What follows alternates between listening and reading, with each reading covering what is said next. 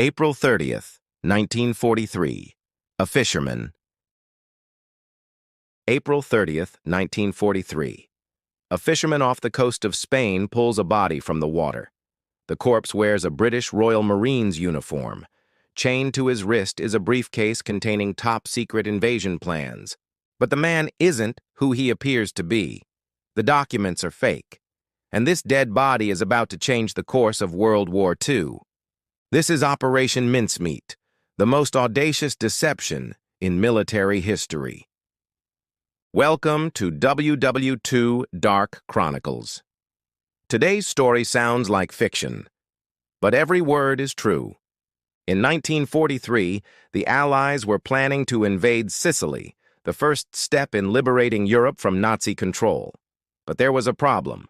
Sicily was the obvious target. Hitler knew it. His generals knew it.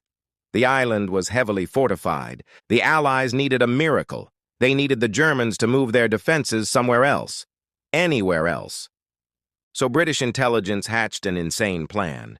They would plant fake invasion documents on a corpse, float it to the Spanish coast, and trick the Nazis into thinking the Allies were attacking Greece instead. It was absurd. It was desperate. And somehow, it worked. The plan was conceived by two British intelligence officers, Ewen Montagu and Charles Cholmondeley. Their idea was simple in concept, but devilishly complex in execution. They would obtain a dead body, dress it as a British officer, plant fake documents suggesting the Allies would invade Greece and Sardinia, and let the corpse wash up on the Spanish coast.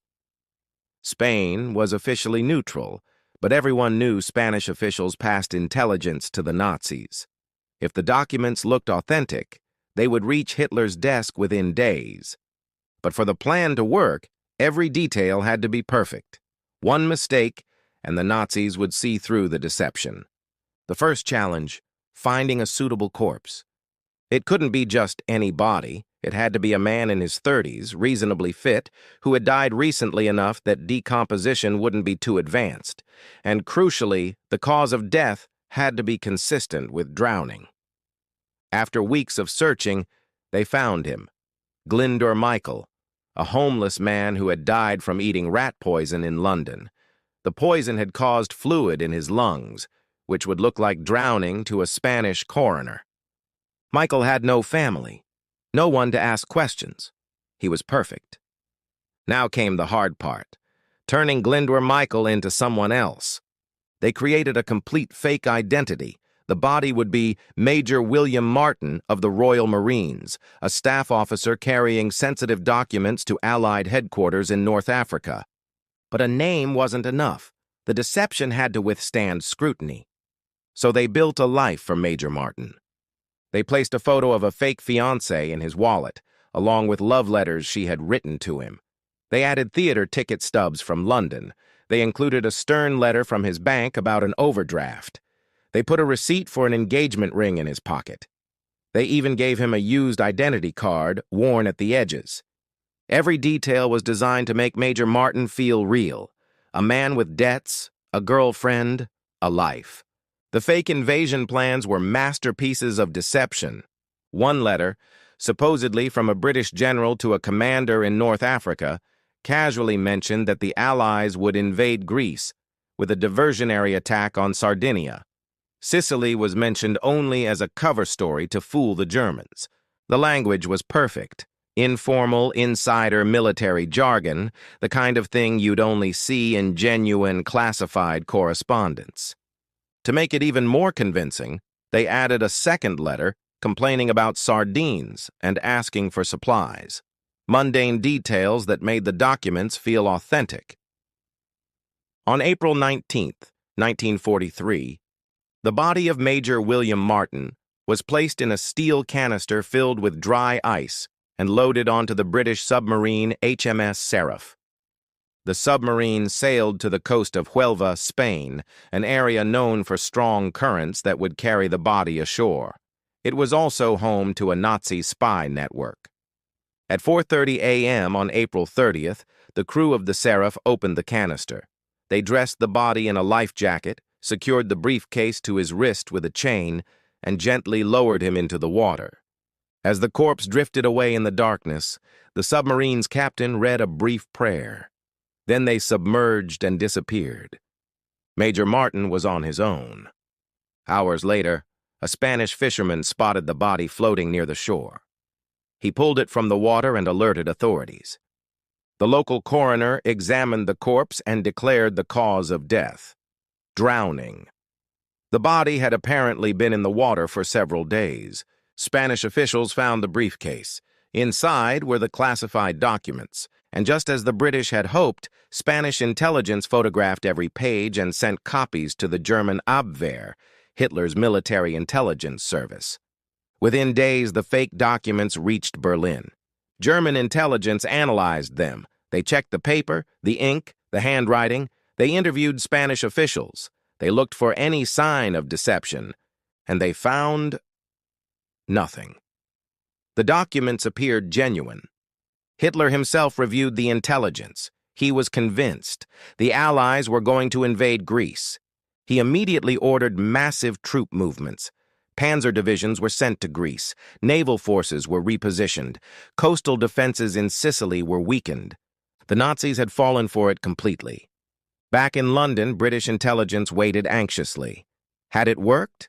Then, intercepted German communications confirmed it. Hitler had swallowed the bait. He was preparing for an invasion of Greece. One intelligence officer sent a coded message to Churchill: "Mincemeat swallowed whole." On July 10, 1943, Allied forces launched Operation Husky, the invasion of Sicily. Thanks to Operation Mincemeat, German defenses were unprepared. Troops that should have been in Sicily were in Greece, waiting for an invasion that would never come. The Allies landed with minimal resistance. Within weeks, Sicily was liberated. Italy surrendered. The tide of the war had turned. Historians estimate that Operation Mincemeat saved thousands of Allied lives and shortened the war in Europe by months.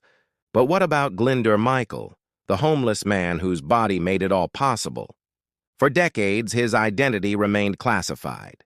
The gravestone in Spain read only William Martin. His family, if he had any, never knew what happened to him. It wasn't until 1996 that the British government finally revealed the truth. A new marker was placed on the grave, acknowledging Glyndwr Michael's unwitting role in one of history's greatest deceptions. A man who died alone and forgotten became a hero. He just never knew it. Operation Mincemeat proved that deception could be as powerful as any weapon. It inspired countless intelligence operations during and after the war. The operation remained classified until 1953, when Ewen Montagu published a book about it called The Man Who Never Was. It became a bestseller and was adapted into a film. But the full details, the identity of the body, the extent of the deception, remained secret for another 40 years. Operation Mincemeat is a reminder that war is fought not just with bullets and bombs, but with lies and illusions. A dead homeless man, a fake identity, and a briefcase full of forged documents changed the course of history.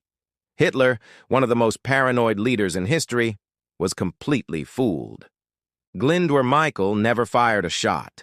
He never wore a uniform. He never knew he was fighting, but he helped win the war. Thank you for watching WW2 Dark Chronicles. If you enjoyed this story, subscribe and hit the bell. Next episode, Unit 731, Japan's horrifying secret experiments. Leave a comment. What's the most brilliant deception in history? Until next time, remember, in war, truth is the first casualty, and sometimes so is a lie.